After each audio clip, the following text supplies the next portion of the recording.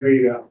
You solemnly swear that the testimony you give in this case shall be the truth, the whole truth, and nothing but the truth under penalty of perjury. I do. All right. Thank you, sir. If you could please take your seat there. And then once you're comfortable, please state your name and spell your last. It's Bryan Edelman, Bryan Edelman. Thank you. Ms. Thank you. Taylor. Good afternoon, Dr. Edelman.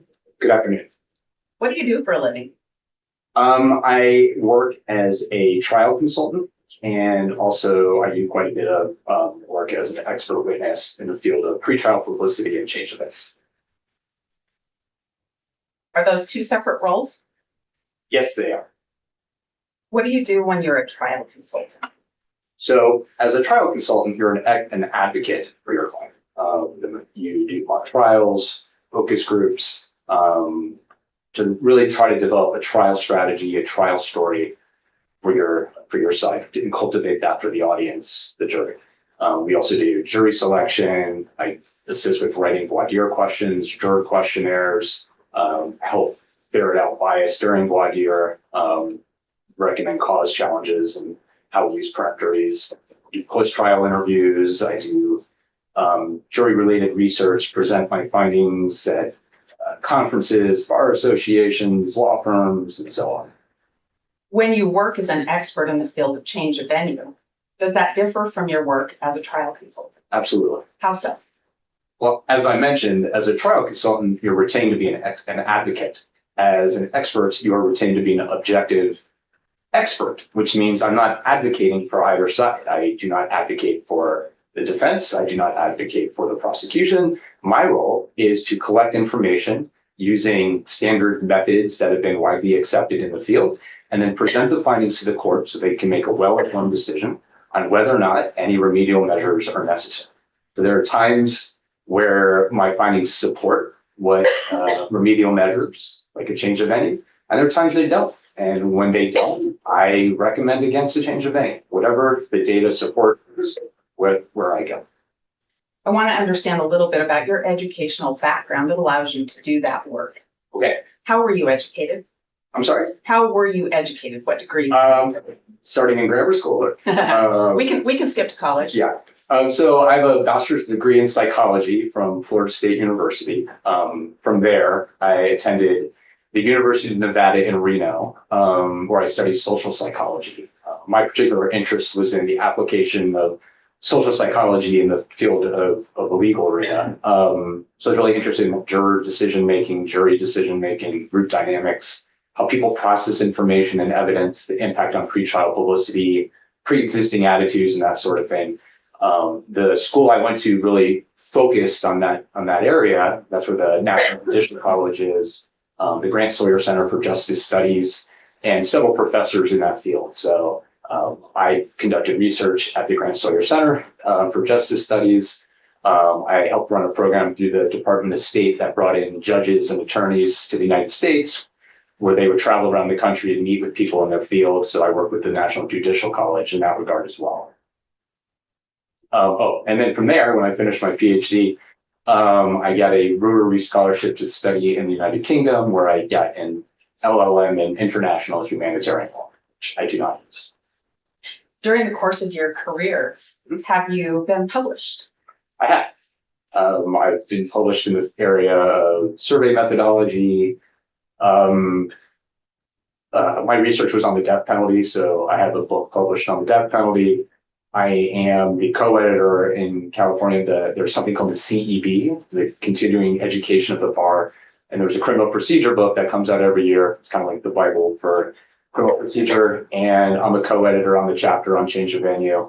I was also on the committee for the American Society of Trial Consultants that publishes professional guidelines for writing change of venue surveys. So on that, and I've also done research on, one of the questions is always, well, why can't we just pick a jury in a high profile case? So I've done research on the use of the set aside question. So if people have been inundated with a lot of prejudicial media coverage, how do they respond to that set aside question? Do we see, for example, if somebody's been exposed to a lot of prejudicial coverage, you'd expect them to say, I cannot be fair and impartial, I know too much. And so we were looking at research on that as well. And then last thing I promise is, I've also done research on what's called minimization language. So when you ask people an open-ended question on a juror questionnaire or in voir dire in a high-profile case, this is the only standard question, what have you read, seen, or heard about this case? That's the open-ended question. And people minimize what they know. That's something Dr. Ed Bronson came up with because he had noticed it. And that's like using language such as, I only recall what was in the paper, or I just followed it. I just remember it was on the news, and they don't really elicit a lot of information. It's minimized knowledge. So did research on that. That's been part of your research? Yes. When you work as an expert if you're hired as an expert to work on a change of view issue, and I think you told us how your work is different than when you're a trial consultant. Can you tell me how you start in that role as an expert for change of venue? Yeah. So I've been doing this for about 15 years, I'd say, as an expert witness on this area. On change of venue On change of specifically? Okay. And to do with surveys, just to be clear? Yes. From some, it's surveys, other times it's post-conviction, once again. I've done federal cases, state cases, multiple states, including Idaho. But the way I learned was from Dr. Ed Bronson, who was kind of the pioneer in the field. He worked on cases like the Oklahoma City bombing case and a host of other prominent ones, the Boston Marathon, a bunch of them. So he was kind of my mentor in this area. And there's a 3-stage process. So the first phase is collecting the media coverage. Because really the question is initially, is there extensive coverage and is there prejudicial coverage? So I collect the coverage and assess the nature of that coverage. Does it include inflammatory language? Does it include inadmissible or misinformation? Now, just because it's not true does not mean people don't see it. And it does not mean that they don't develop opinions based on that information. So it's very important. In fact, some of that stuff is the most prejudicial stuff that there can possibly be. For example, if there is a prior conviction and then the conviction's thrown out, well, that's pretty prejudicial for the new trial. Not admissible, but very prejudicial. So I'm looking for information like that. I'm looking for references to prior records. Maybe they're victim impact statements where victims' families may be suggesting what the outcome should be. That could be prejudicial. How did the community respond? Are there candlelight vigils? Are there, GoFundMe efforts going on? The status of the victim, is it focusing on that? So there's a gambit of things that we look at. Sometimes there's political elements that are important in high profile cases because it might be that a politician's involved. So it just depends on the case. So the first thing is assessing the nature of the publicity. Now, if there's not a lot of extensive pretrial publicity and it's not prejudicial, it stops there. And that's happened where there's coverage, but it's very superficial. It's very neutral. There's not a lot of detail. There's nothing particularly impactful. Maybe it's focused primarily on just the victim or something like that. However, there are other cases where there is extensive pretrial publicity, and then I would recommend phase 2, which is a community attitude survey. Because just because there's prejudicial coverage does not mean it had an impact on the jury pool. And that is the question that matters most. What impact has the prejudicial media coverage had on the jury pool? I don't really care if it's correct information, it came from social media, it came from the news. It had an impact on the jury pool. That's what matters because they develop opinions and attitudes. And it doesn't make a difference if that fact is true or false. They still develop an opinion and an attitude about the defendant, about the evidence and perceptions of guilt. All of that is what I'm looking at. So I want to see if the media coverage has had an impact. And that's why we do a community attitude survey. And then depending on the results of the survey, there's not enough evidence there to suggest that anything is required. It could be remedial measures such as individual sequestered voir dire. Maybe that's appropriate in some cases, all the way to the extreme case where it might be a change of venue.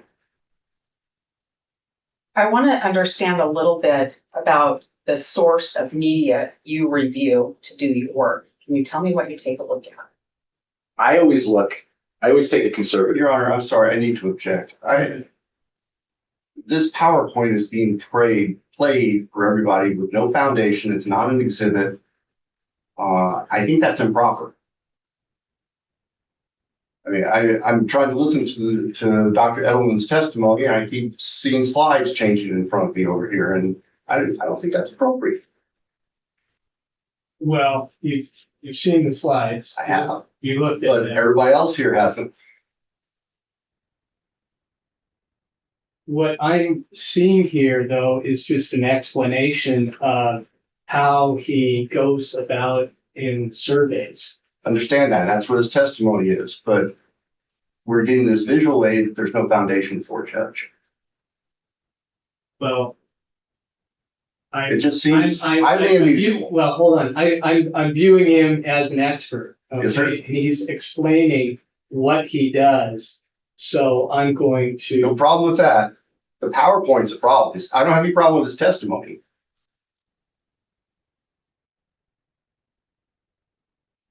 all right. I'm sorry. I Yeah. frankly, I've never No, seen something we're like this occur. that objection. I mean, this is not necessarily factual. It's just an example of how he got to where he got. That's his testimony, but the PowerPoint is different, Judge. I don't know why we're seeing the PowerPoint when we have his testimony. You want to respond to that? I do, Okay. Judge. This is a courtroom demonstrative aid that helps to track the testimony of Dr. Edelman. I can hand him my computer and let him advance the screens if that makes a big difference in it. This just helps explain his testimony. Judge, we don't have a jury here. Let's just proceed. Thank you. See, go ahead. Dr. Edelman, we were talking about where you get your information. We were talking about the what? Where you get your information. What media do you look at? I think that's where it was. Yes. So I take a conservative approach to how I do it. I look at newspapers in the local coverage right now. So I'm interested in papers that have primary circulation in the venue.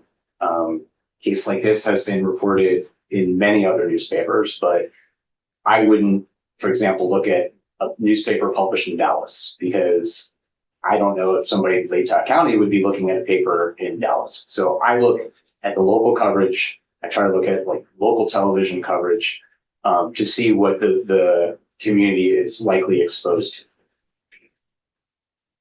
While we're here, I want to ask you some questions about the non-dissemination order. Okay. That's been a hot topic and you've heard some of it again today. Are you aware that there's a non-dissemination order in this case? Yes.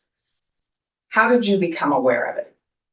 Well, the first time I became aware of it was when I was reading the newspaper coverage, because that was one of the topics of media coverage, was discussing the non-dissemination order and media's efforts to have it changed. So I was able to read it and follow it in that media coverage. So that's the first time I saw it. And in January, did you receive an email from my office with the non-dissemination order? I believe I did. And you looked at a hard copy again recently? Yes. All right. Does that non-dissemination order change how you did your work? I'm sorry, can you can Does the existence of the non-dissemination order change how you did your work? No, it did not. Have you worked in cases where there's a non-dissemination order at other times? Many times. Was the sole source of the information that you use contained in the media? Was it came from the media? Sorry. Yes. Everything I used was widely disseminated through the media. Widely disseminated. Did you find out where the media got the information? Yes.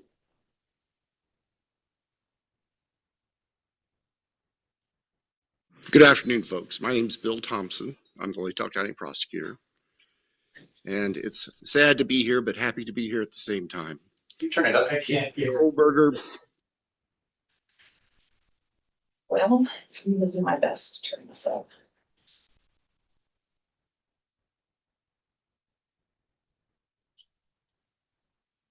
Yeah, you don't have to.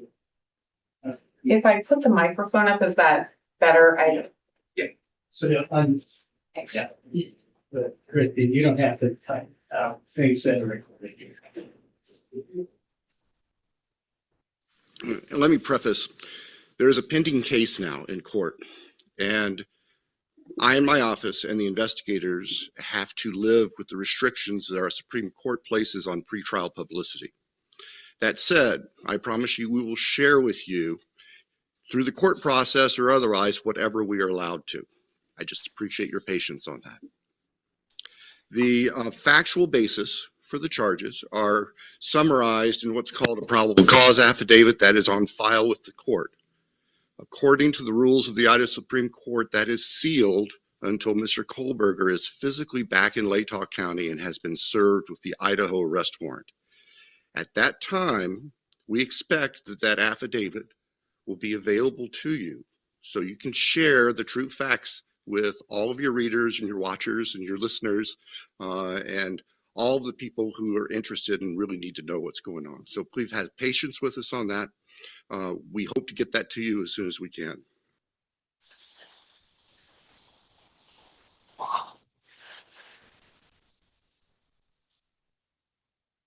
In that clip, you heard reference to the probable cause affidavit. Yes. And did you hear reference to sharing it with all your readers and watchers? Readers, watchers, and listeners, and anyone else who's interested. Did your research tell you that the media took Mr. Thompson up on that offer to share this far and wide? Yes. Good afternoon, folks. What did you see? Basically, the media took that document and then published the highlights and key findings in that document and added editorial commentary to that information. So let's be clear, they didn't just read the affidavit. There's editorial, there's debate, there's discussion, there's spin, all of it in news stories. And these stories, for example, this one has over 200, I'm sorry, I can't see it. Do you have a copy of the? I do. Your Honor, I have a printed copy of his PowerPoint. If it would help him refresh his memory. I just can't see it. Sure, just go ahead. Okay, thank you.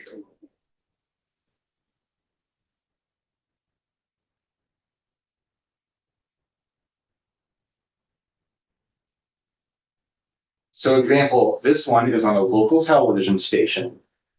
On YouTube alone, 130,000 views and 224 comments. So people discussing it. That's just one example of how this document was disseminated through the media in this county, just as Mr. Thompson suggested during his press conference. And did you check another media source and see that it continued to be shared? Yes, this is a second example. And you can see just from the heading, it says court records unsealed. And then they go through a timeline, including information from that affidavit, highlighting all the key findings about the car and other things that are widely reported and disseminated from that document, to Latah County, saturating the community with prejudicial details from that document, which was reported in the press conference to be truthful as well.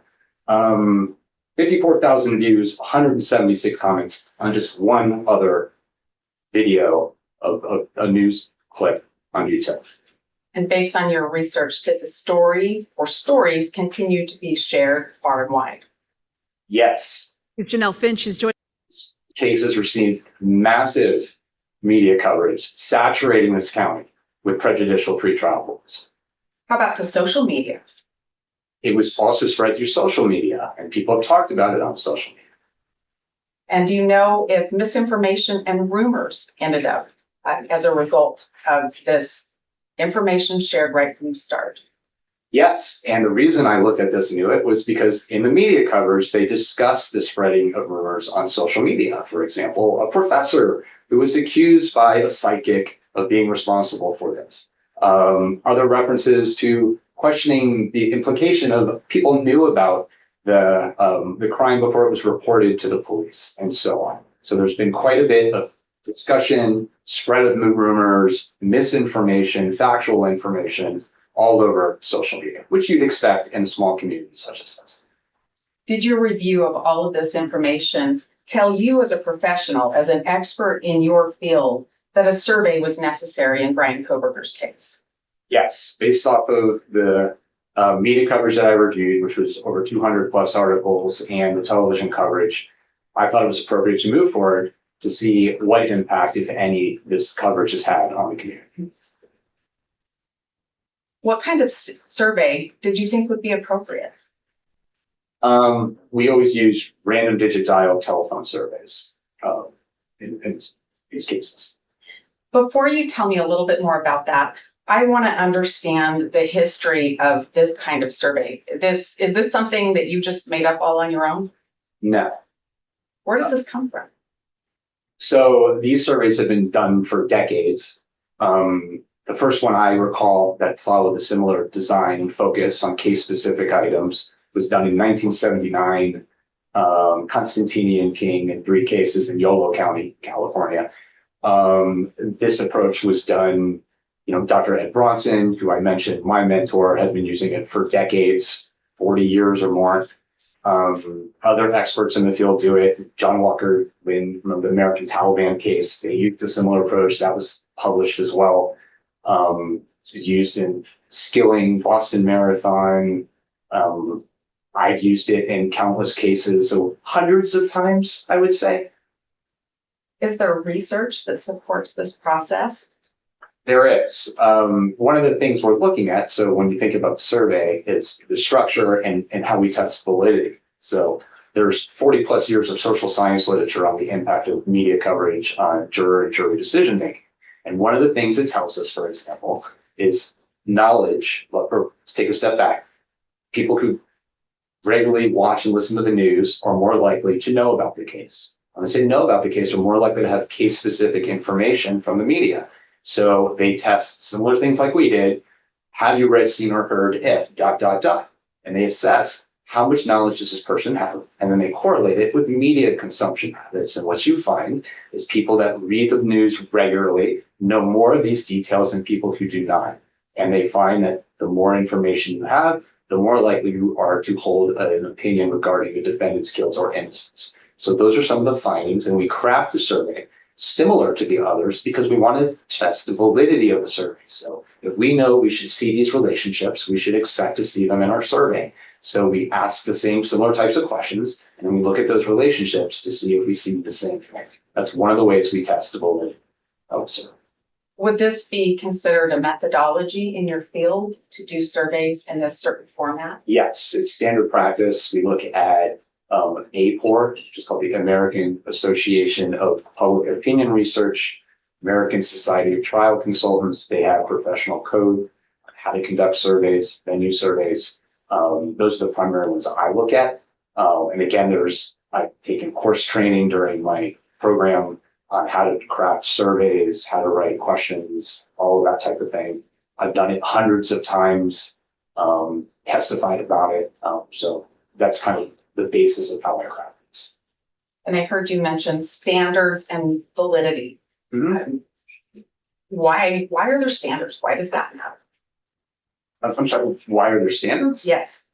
Well, one is you want to make sure, as we learn more about research in human behavior, we learn more about what you should and shouldn't do. So for example, there's something called social desirability.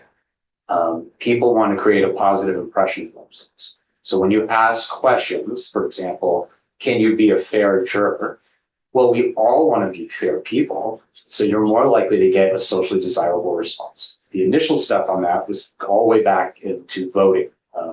In California, there was an election for governor, I think it was Davis or something like that, and all of the polling suggested he was going to win. He was African American, and he lost. And that was when they started looking at that, and they saw all these different impacts in terms of like race of the interviewer. All these things affect how people respond. People overestimate that they vote because you can look at voting records and it's inflated. People overestimate they have a library card and a million other things. So those are things like we look at when we craft the survey. We don't want to have social questions that lead to socially desirable responses, order effects, a host of other things. In your survey, it looks like you have sections designed in your survey. Mm-hmm. Sorry, can you Can you hear me? Okay. Better with the microphone. Okay, I'll try to stand closer over here. I want to understand this section, these sections. Why do you have sections in this survey?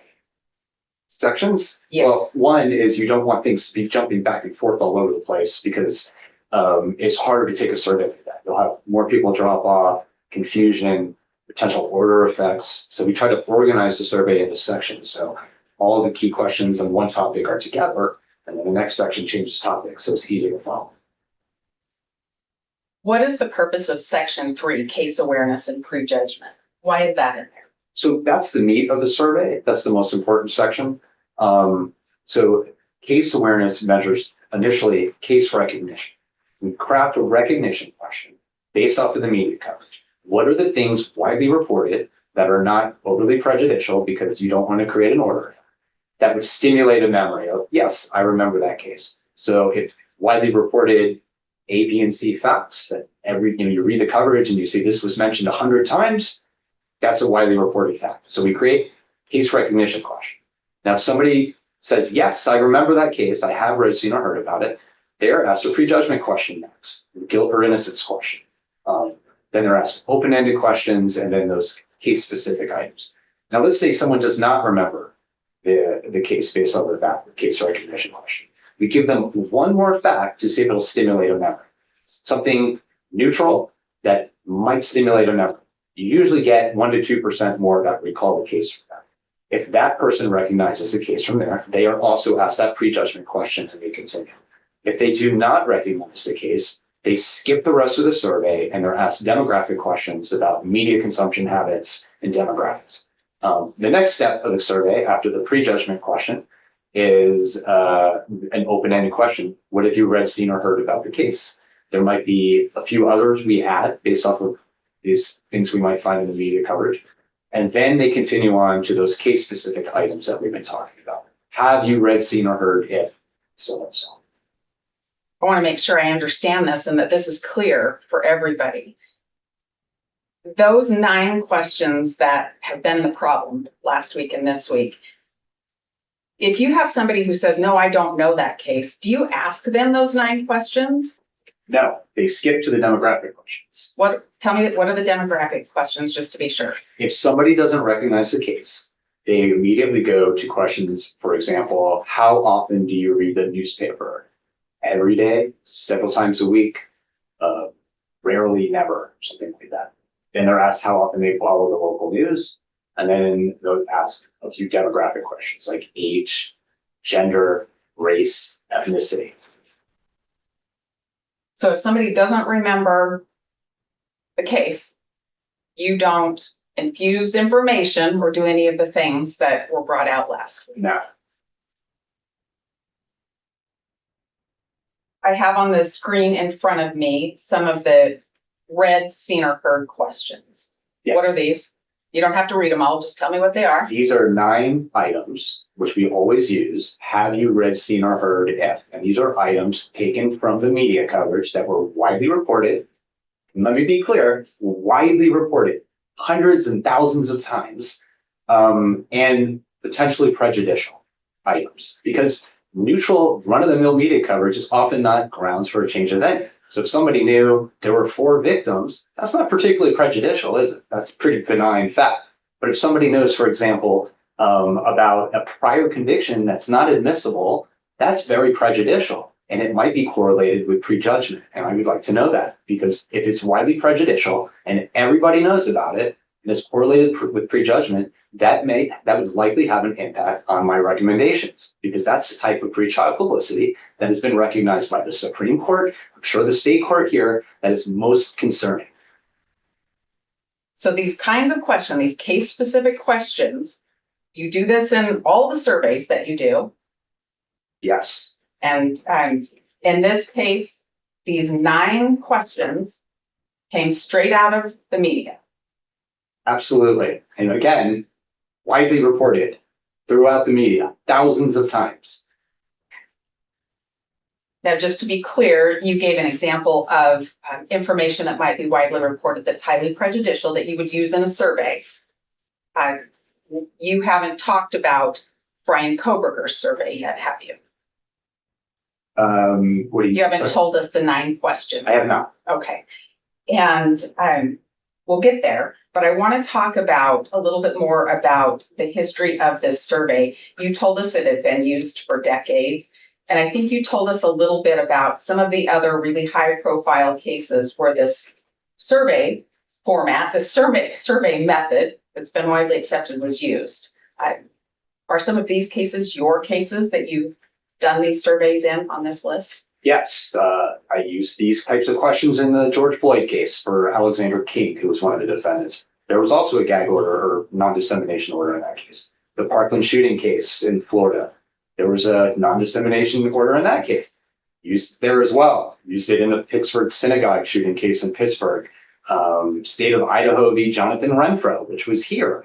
State of Idaho v. Gilberto Rodriguez, also used it there. And many others. I've used it 100 times. Dr. Bronson used it more than me because he was doing it even longer than I have. Other experts in the field do it. This is the standard practice. Standard in your field. Yes. And are these surveys, doing a survey like this, is this just criminal defendants that ask you to do these surveys or that have any interest in doing these surveys, or is it other people too? Other people use the same process as well, including the prosecution and the government. I think you provided an example in your PowerPoint of the government using this survey process in a case that you worked on. Yes, this was the Jason Van Dyke case in Chicago. He had been charged with shooting and killing Laquan McDonald. It was like 17 shots was like the famous saying. It was a very significant case, interracial crime, widely reported on. And the government also did their own survey to see if there was any potential bias and followed the same exact process and used case-specific media items. And once again, there was a non-dissemination order in that case as well. Earlier, you talked a little bit about validity being one of the standards. Yes. Tell me how you measure validity in one of these surveys. Sure. So this is from the professional code from the American Society of Trial Consultants. As I mentioned, we want to look at things like consistency. So we want to, for example, the research tells us the more case or media items you know, you develop knowledge. And the more you know, the more likely you are to exhibit bias. So I want to test that in the survey. That's one of the reasons why I include those case-specific items. I also want to compare what people or that item to prejudgment. So the more people know, are they more likely to prejudge? How about case-specific media items? Is there specific prejudicial items in the media that are particularly concerning?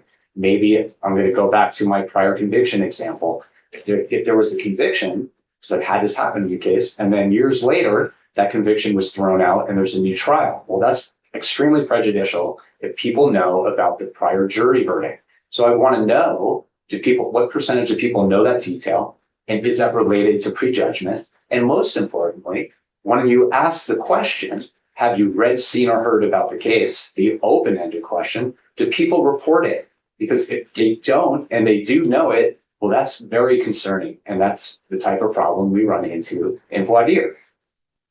Sounds like that's one of the reasons you have case-specific questions in there. That's one of the reasons, absolutely. You heard talk last week, and then you've heard it again today about, can't you just change this survey and take those case-specific questions out and then do the survey? Can you do that? I would not do that, no. Can you explain why not?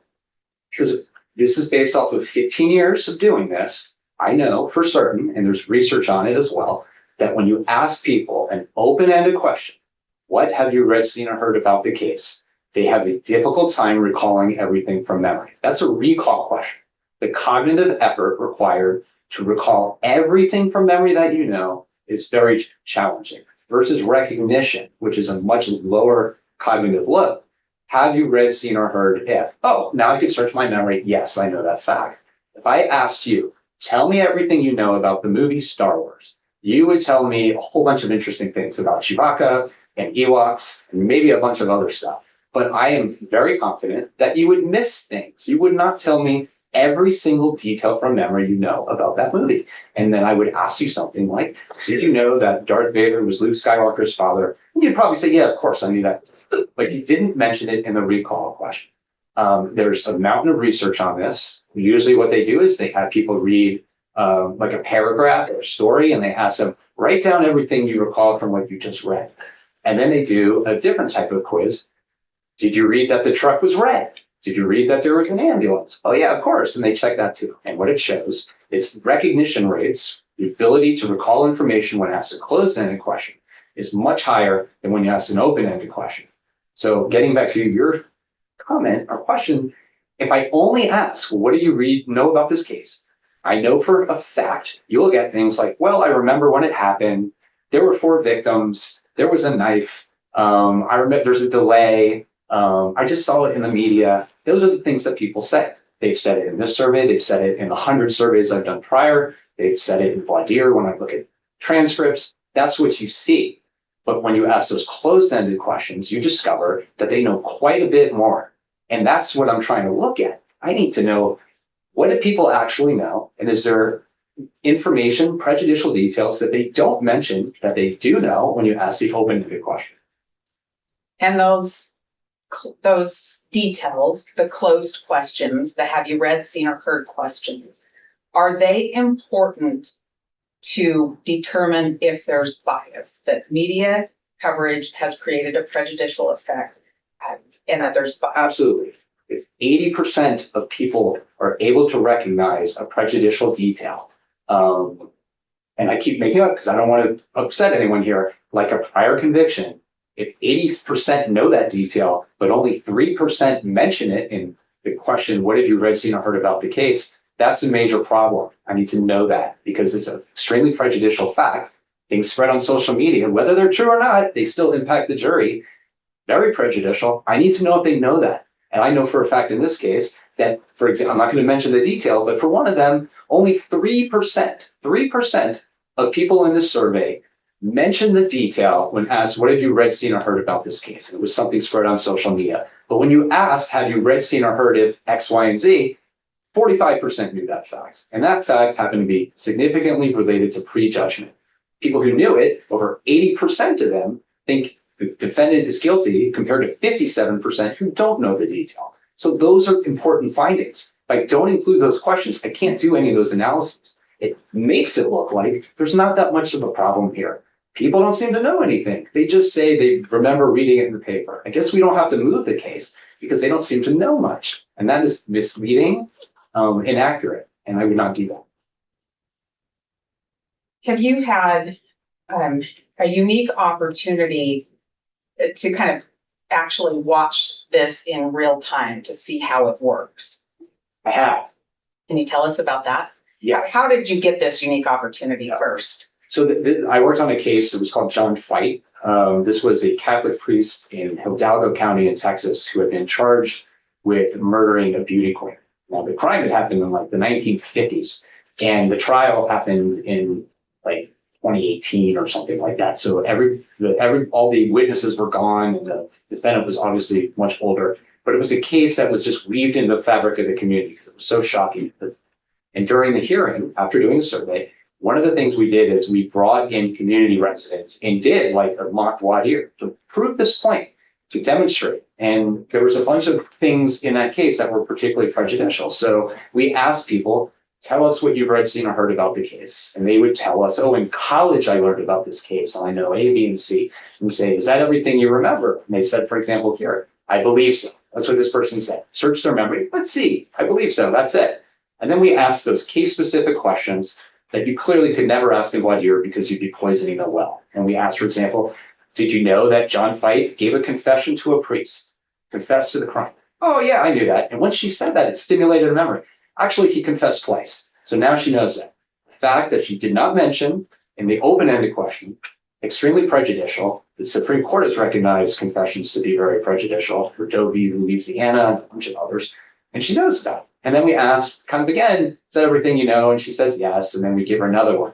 Did you know that he was involved in another case? He had actually been charged with attacking a woman in a different church. Oh, yeah. Yes, I do remember that. Once again, she knows a detail that she didn't mention. And right for saying, okay, and you didn't say that a few minutes ago, did you? No, that's the second one. And then we asked, having refreshed your memory, are there any other facts that you have read, seen, or heard that you haven't told the court? She's, I don't believe so. So it seems like that's all she knows. Then we tried again, and we mentioned that he had been transferred to another monastery. The Catholic Church was moving him around. And she knows that too. Oh yeah, I did do that. And we tried again. Did you know that local law enforcement were participating in a cover-up? That was part of the story. Yep, she knows that too. So this was an example of the difference between asking the open-ended question that you can ask in voir dire, what do you know about this case? What have you heard about this case? And you get an answer. Sometimes people say, I just recall when it happened. Sometimes you get more detail. But when you start asking those closed-ended questions, you uncover that actually they know quite a bit more. And that is the key point in a high-profile case. In the general case, it doesn't matter because there is no case-specific information. What we know is that specific attitudes predict behavior much more than general attitudes. So in a community like this has been saturated with media coverage that's prejudicial.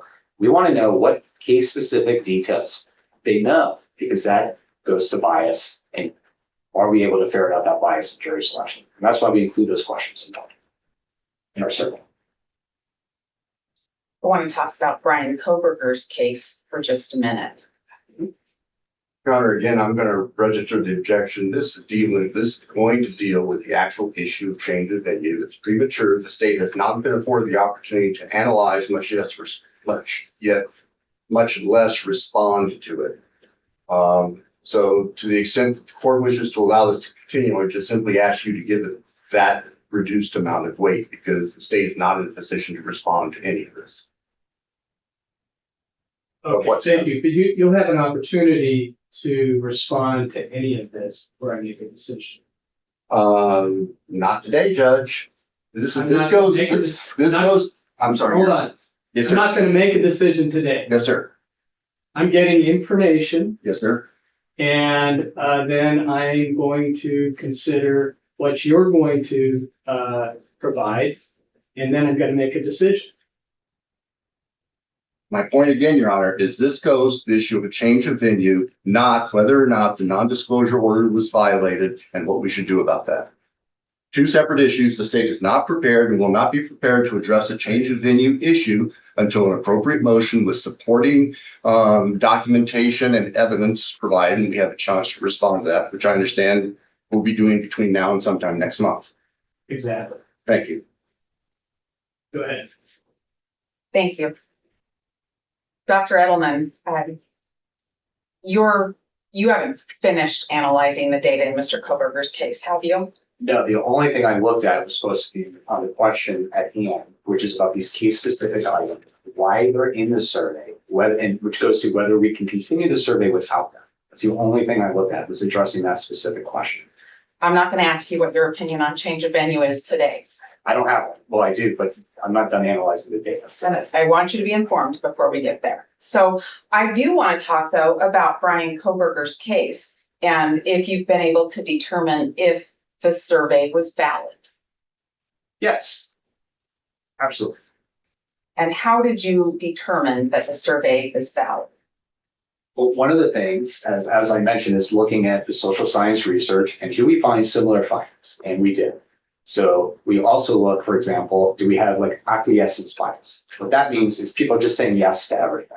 So on those case-specific media items, one of the things you do is you include items that didn't receive as much media attention. That way, you want to make sure, and what you expect to see are items that get a lot of media attention, everybody knows about. So you can see really high recognition rates, 80%, 90%, 60%. And then the items that didn't get as much attention, they're lower, 40% or less. So we want to see if there's variance across the questions, and we see that as well. Does it help to do the recall questions and the recognition questions to understand whether you have a valid survey? Is that what you're telling me? Yeah, well, as I meant, those are the case-specific questions. Yeah, those media items. So we test validity by, are those correlated with prejudgment? Are they correlated with media consumption? So people who read more of the media, do they know more of these details than people who don't? The more details you know, are you more likely to be biased? All that stuff. But also, again, like I said, is you want to check to make sure there's variance across those media items, because you want to make sure people aren't just saying yes to everything. You talked early on about how if somebody doesn't recognize a case, you stop and you don't ask these case-specific media generated items in your question. Correct. And remember, these media items also come after the open-ended, what have you read, seen, or heard about the case?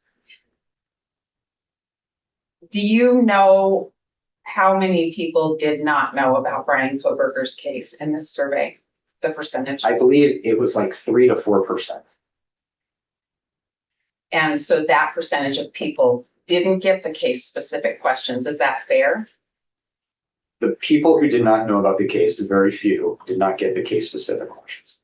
I want to talk about the open-ended questions and then the have you read, seen, or heard questions. On the open-ended questions, when you say, what do you know about this case? Tell me everything. Do you know about how many things people remember? Yes, so one of the things we do is we read every one and we track how many details they mentioned. And then we compare those, what did they say, to how many case-specific items they later recognize. So for example, if somebody said, I know 4 people were killed and they found the guy, I would identify like 2 facts, 2 details, for example. And then I would look at those case-specific items later and how many of those items did he mention in the open? And that scenario would be 0. But if he knew 6 of them, that would tell me that he knew 6 details that he failed to recognize. Versus somebody might have known all those details and mentioned all of them in their open, then it would be 0. They reported everything they knew, and they mentioned later on that they knew those items. So I look at that. You're checking what they say they know in the general open question, and then see if they hit some of the specific questions, and then measuring how many more they actually know when you get to the have you read, seen, or heard question. And then I compare. And that kind of goes to my John Fight story. I'm looking to see if that is a problem. What did you find in this case? I found that 96% of survey respondents knew at least one additional media item that they failed to mention in the open-ended question. On average, people reported 1.6 details when asked the question, what have you read, seen, or heard about the case? However, on average, they later recognized 6 out of the 9 media items, and I believe it's something like 72% knew, I want to say 5 or more.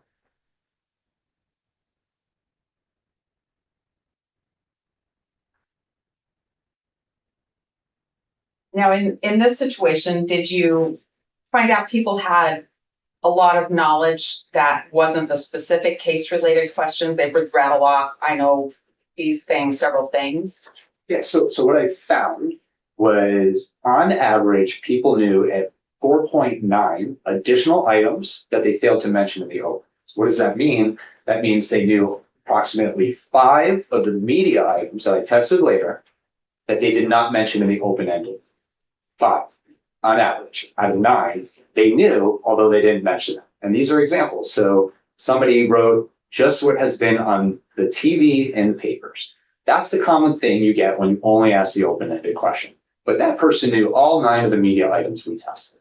Someone else mentioned a detail. The kids were murdered and they tracked them down. Well, you actually know 6 out of the 9 media items that we tested. Nothing lately. Knows 7 out of the 9 media items tested. And it goes on and on. That is a very common finding. I find it in almost every survey I do. Between 92 and 96% is the norm of what I see in terms of knowing more detail than they report. And it usually, interestingly, the average is usually around 3 extra media items that they failed to mention. In this case, it was 4.9, so it's higher.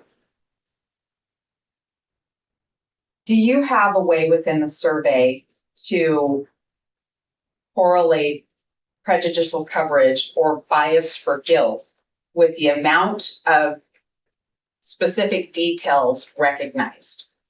Yes, because I asked those case-specific questions. If I didn't, I would not be able to. Because as you saw, people say things like, haven't seen anything lately. Well, that doesn't really do much for me. I can't analyze that. I can't do anything with that. I don't ask those case-specific items. I can't test the validity of the survey. I can't test to see how case-specific knowledge impacts prejudgment. I can't test to see if there's one particular item that's highly prejudicial that we should be worried about that should, that's inadmissible? What percentage knows that detail? All of those things are required to do this correctly. And how do you know that there's prejudgment in a case?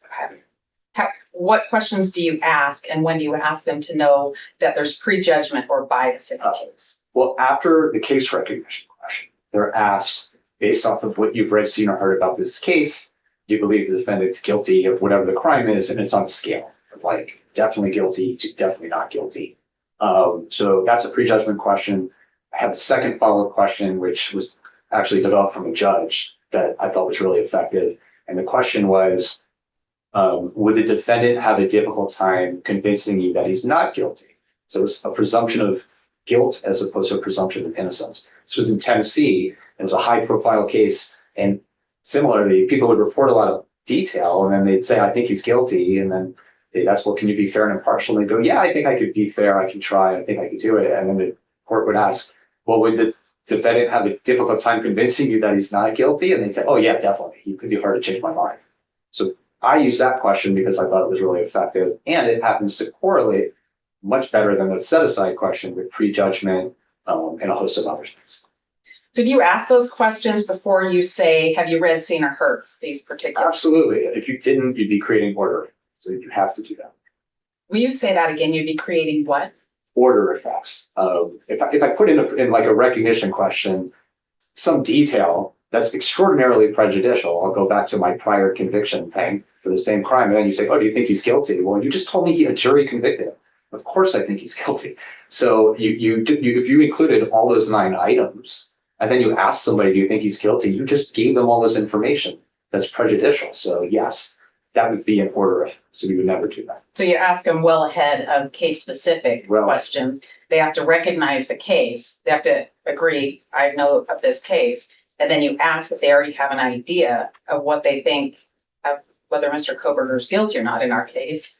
Correct. And then you add the case recognition, and you can measure the bias or the prejudicial effect of the media with the incidence of those questions. What I look at is the prejudgment question, right? That's on a scale, so Likert scale.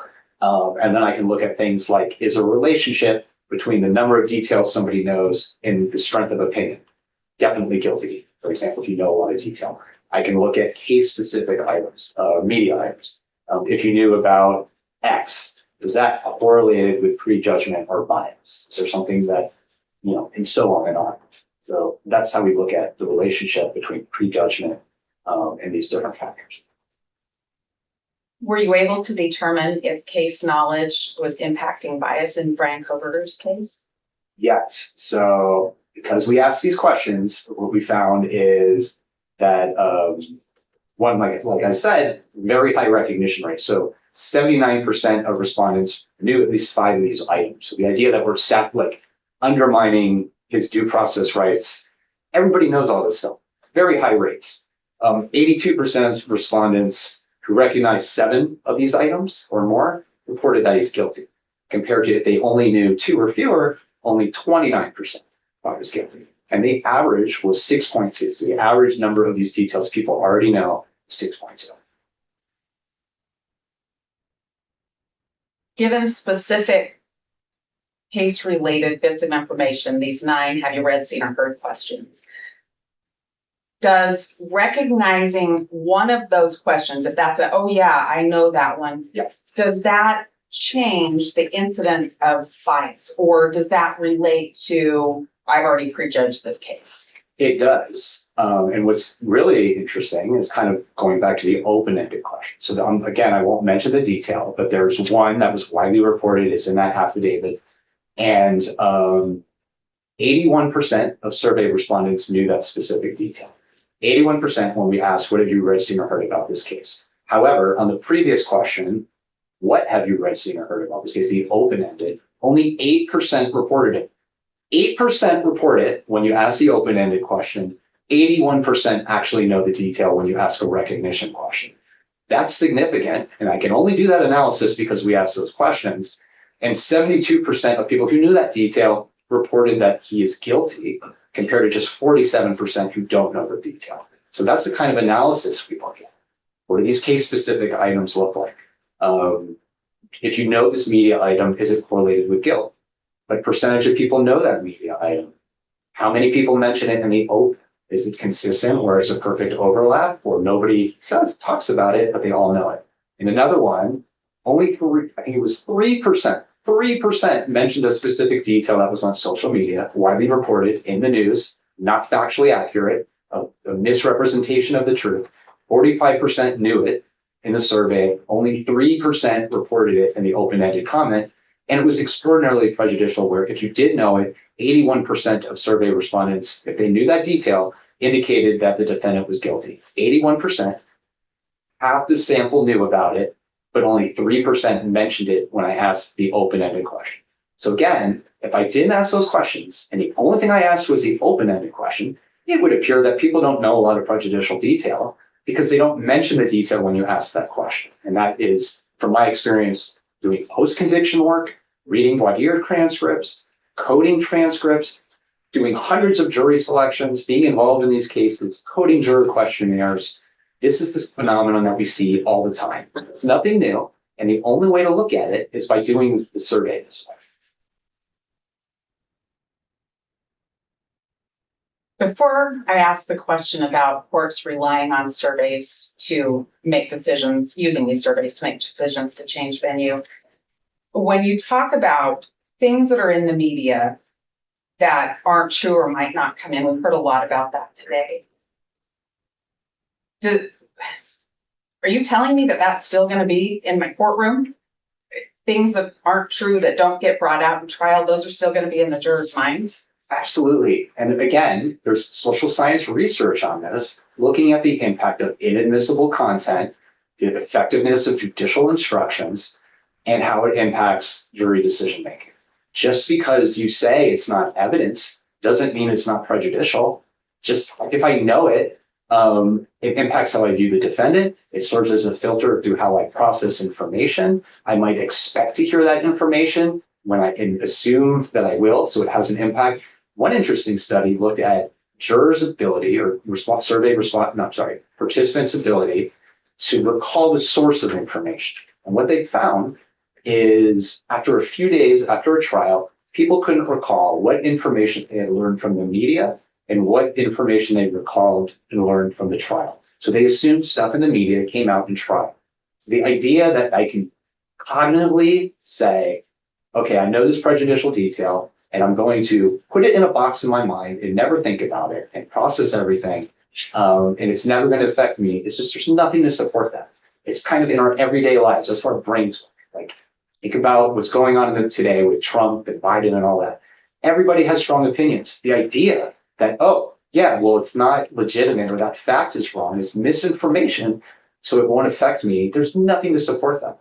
There's even research that shows you have people, they read a passage, that they write something supporting a position that was in the passage, and then you tell them that information is not true. It's called belief perseverance or belief persistence. And what they find is even when you tell them that fact is not true, they still have a difficult time not believing it, and it still impacts their views. They still defend it, even then. So there's a host of research on this. The idea that we should only test things that are factually accurate and assume that the other stuff isn't prejudicial is just ridiculous.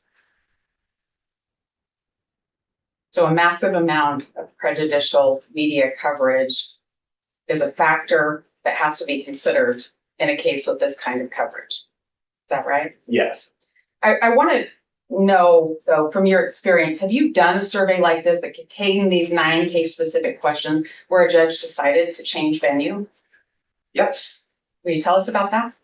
Yes. So in Nichols, there was a case in Washington, and this is kind of what I was referring to. So it was a defendant who had been convicted in 2012 for murder in Grant County in Washington.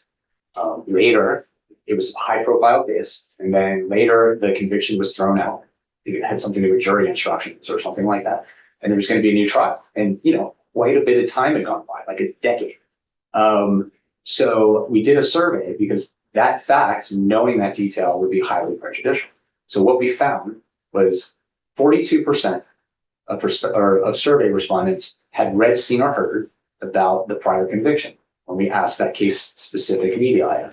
However, when we asked the open-ended question, what have you read, seen, or heard about the case? Only 12% mentioned it. So 12% mentioned it when you ask the open-ended question you'd use in voir dire, but over 42% knew about it. Now, you could never ask a juror, well, did you know a jury convicted him of murder if he didn't mention it because you're poisoning the well? And the court agreed and was worried about the effectiveness of voir dire as a remedy in that situation and granted a change of venue. Have you had the opportunity to pay attention to any prejudicial media coverage since the hearing last week? I have. What is that coverage? Well, it created a misrepresentation, false narrative that we, myself specifically, had done something wrong to poison the well, taint the jury pool, and using language like that. That became part of the narrative. I saw it on Reddit, on social media, in the news, that once again, going into this idea of what the story was, that the defense had done something wrong, debate about whether it was part of their tactic to delay, get him off on a technicality, and so on. And again, what I did, just want to be clear, is the standard practice in the industry, done hundreds of times in high-profile cases throughout this country. There's nothing I did to contaminate the jury pool. Everything I included was widely disseminated by the media in this county hundreds of times, if not more. And most of it came directly from an affidavit that the government released in a press conference and encouraged everyone to report. Did I tell you what questions to ask? You did not. Would you take my advice if I told you what questions to ask? I would not. And I'll tell you why is, as I mentioned, my role is to be an objective expert to provide the court with information so the court can make a decision on if any remedial measures are necessary. I don't care what questions you want in the survey, and I don't care what questions the government wants in the survey. What I want to do is conduct a valid survey that's objective, reliable, and provides meaningful information that can be used by the court.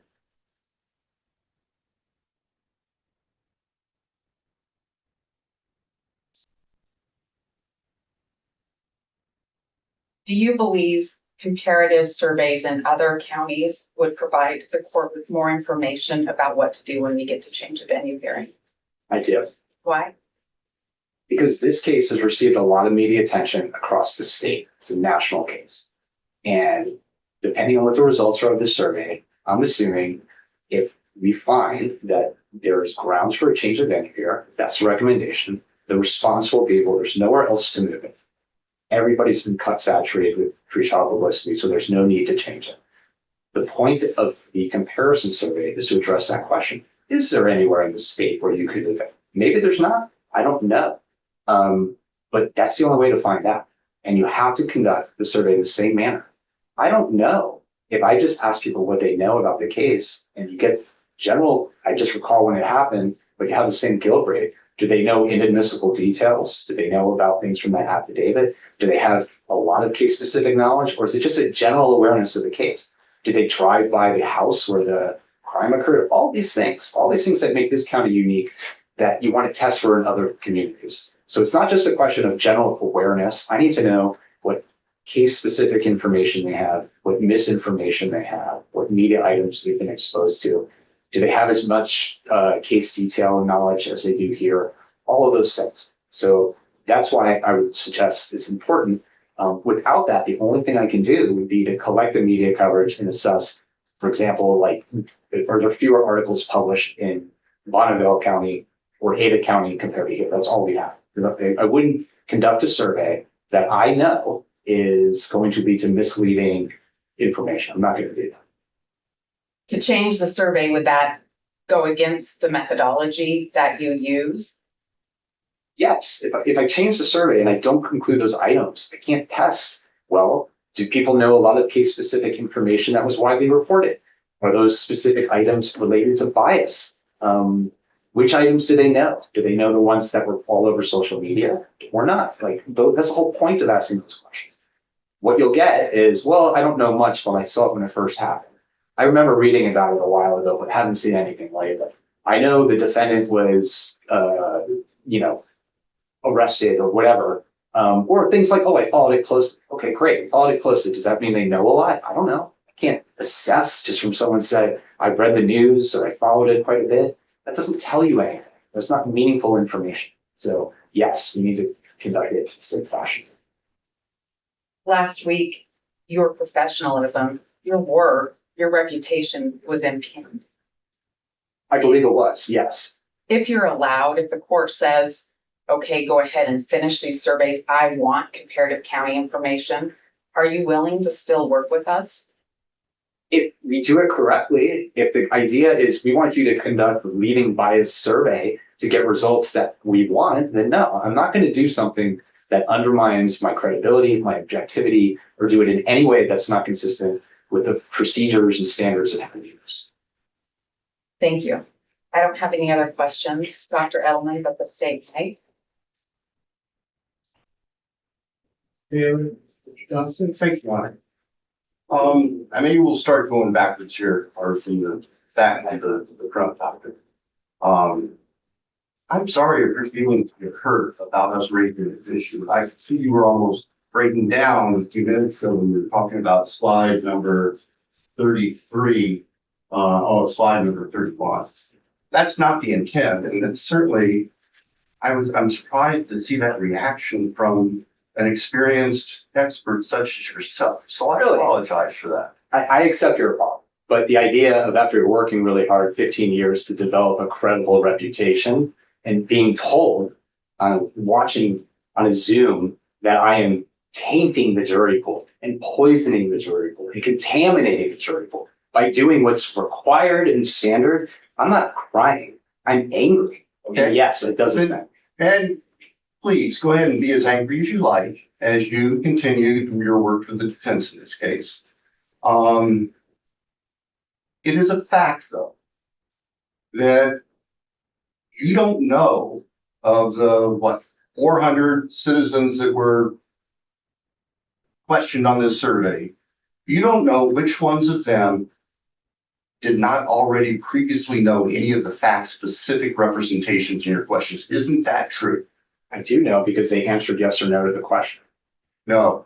Oh, well, okay. Before you asked the question, you didn't know that. Isn't that correct? That's correct. And so somebody who hadn't heard the representation in that one slide that you acknowledged was false.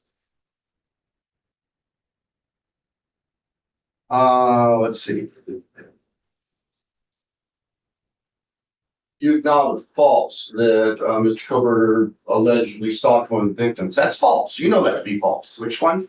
That Mr. Kohberger allegedly stalked one of the victims. Yes, I was trying not to say that because But you knew that was false. I did. Yes. And so you have now, for anybody who had never heard that before, that question is now planted into them, unqualified representation that Mr. Kohberger stalked one of the witnesses, and that's false. That's false. Yes. Yes. Okay. Thank you. Thank you. Okay. All right.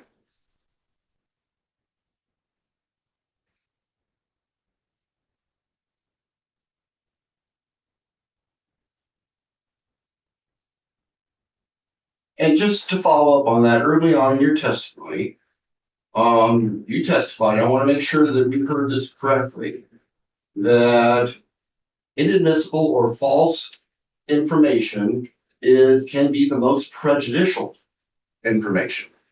It can be. Yes. And your surveyors put that false information into the minds of people who were asked that question who may not have previously heard it. Correct. Correct. Relative Thank to you. the media. Thank you. It's mentioned it hundreds and thousands of times.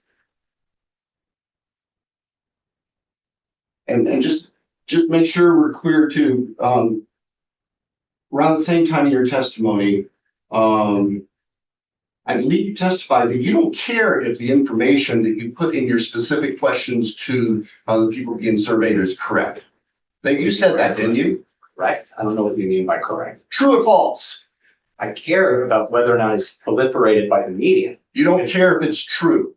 No, I don't. I No. don't care about is it prejudicial. So it's okay to taint people who had never heard that information before for the end result of identifying others who have and might have bias. Is that a fair statement? I'm gonna object to the it's not. questions. He's He can answer the question. badgering. Wait. Let me finish Hold on. my objection. Yeah, there's an objection.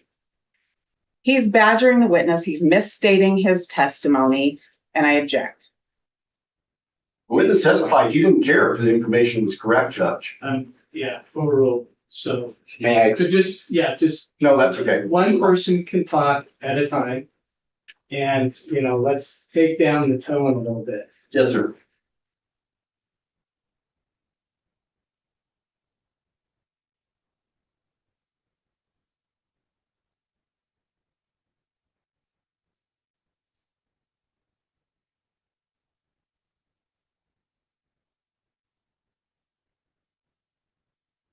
Okay, just so we're clear, the questions, fact-specific questions were propounded to people who were taking the survey. Did not, after asking the question even, qualify the false facts as saying this may or may not be true, or this is actually a false fact. The survey didn't tell them that what they might have heard was false. First of all, I don't call them facts because they're media items. And then second of all, that would be ridiculous. And no, I wouldn't do that in a survey. Are you suggesting I follow up? Have you read, seen, or heard if he's stalked? But oh, by the way, if you know that, let me tell you, it's not true. Exactly. That's exactly what I'm suggesting, because isn't that exactly what happens in the voir dire process? No. Absolutely it does. Your Honor, I'm gonna object, argumentative. Okay, yeah, you don't get to testify exactly about that, so I'll sustain you. Dr. Edelman, have you participated as an attorney in voir dire in Idaho under Idaho laws? Have I what? Have you participated as an attorney in voir dire, conducted voir dire in a criminal case in Idaho? No, I have.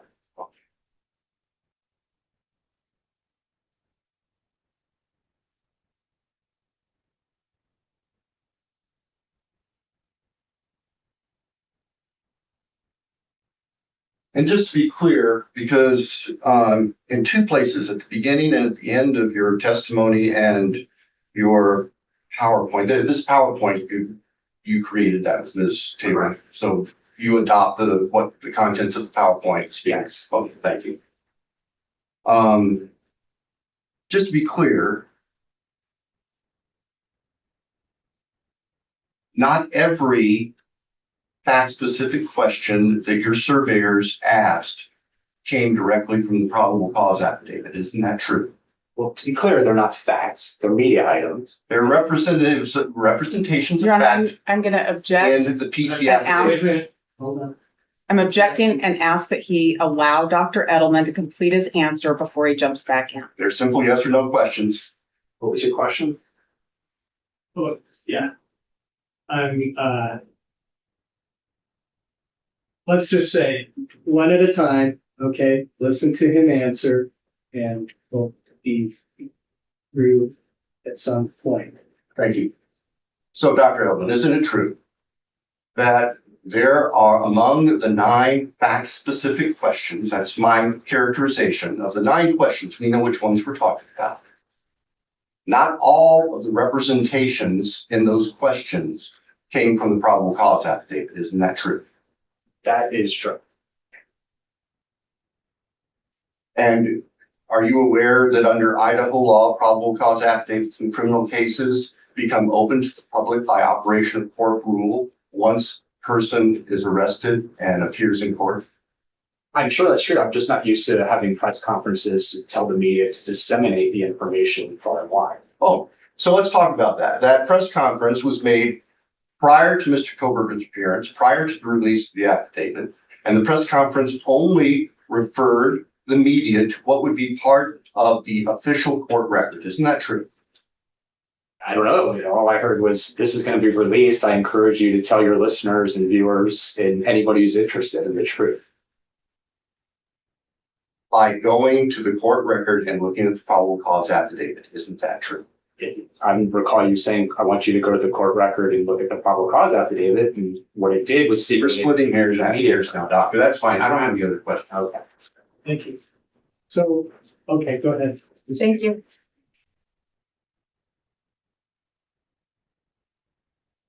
I want to start with the probable cause affidavit, and I think you testified that that probable cause affidavit was spread far and wide in the media over and over again. Do you recall that? Let me be clear. It wasn't the probable cause affidavit that was spread far and wide. It was details taken from it, put in media stories with editorial comments back and forth in the context of news stories. It wasn't, here's a document from the government that was in the court record. Let me read it to you. That's not how it works. It's media coverage. That's how it's reported. Taken out of there, DNA stuff, all the other stuff in there, reported within the context of a news story. So the news takes this document, takes things from it, and runs with it, spins with it, changes it, talks about it, and sends it out. Yes. Sometimes, do you think the media gets it wrong after they read something? Sorry, what? Does the media ever get it wrong after they read something? Yes. And do those stories have any less prejudice on somebody's, on the reader of that media, whether they're wrong or not? No. And going back to, I don't care if it's true or not, my focus is to assess whether or not media coverage is prejudicial, and whether or not it's led to opinions. It doesn't matter if it's true or not. You don't say, well, I won't test all this prejudicial stuff in the media because it's not true, so I won't include it in the survey, and I'll just assume that it had no impact on people. I find it convenient to be able to disseminate a whole bunch of prejudicial media coverage, saturate the community, and then say, oh, you have no right to test the impact of that information on the jury pool. So it's wonderful that you get the benefit of generating all the bias by releasing it to the media and then saying, no, you're constrained defense. You're not allowed to ask questions about it because that stuff's not true. Or you might have told one person in the jury pool a detail they didn't know. Oh, they knew the other 7 details that are highly prejudicial, but it was that one that shifted everything, and that's going to lead to the contamination. Not the thousands of newspaper stories, not the media coverage, not the stuff on social media. It was because a survey vendor called 400 people and asked a question that one person or 2 people in that panel, or whatever it was in that 400, may not have known that one detail. They knew everything else. They're already biased, but it was because they learned that one detail, that's what shifted the scales. That to me is just ridiculous.